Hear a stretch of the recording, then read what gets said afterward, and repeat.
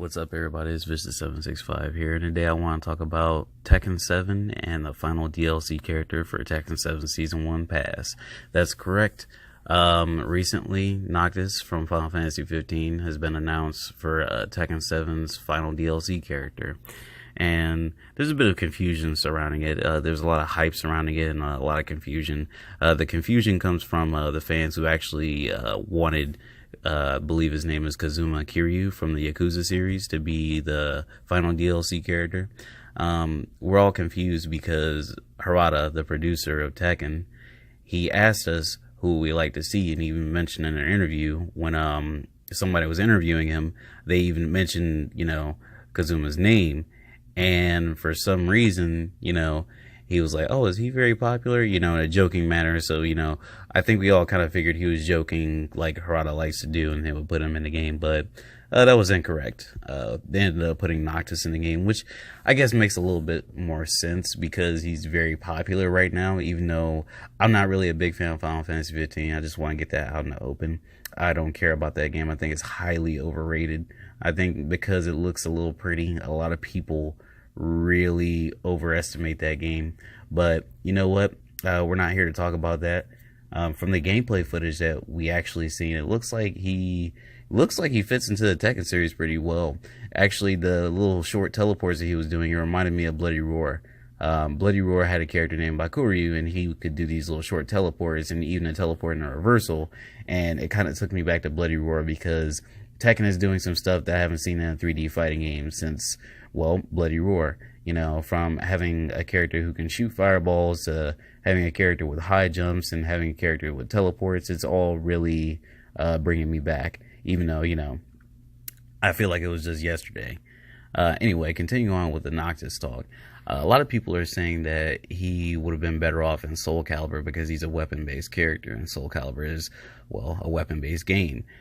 And to that I say, that may be true. It is a better fit for Soul Calibur, but I feel like the representation in Tekken will better represent Noctis in Final Fantasy 15. The reason why I say that is because you have way more options in Tekken just because of the limb system. You can press both of the punch buttons together, or you can press a punch and a kick button together, and you can get a different sword, knife, spear, heavy sword, you name it, etc., etc. And that's why I feel like Tekken will represent Noctis a bit better, whereas like Soul Calibur doesn't even have like a very in-depth juggle system like Tekken does.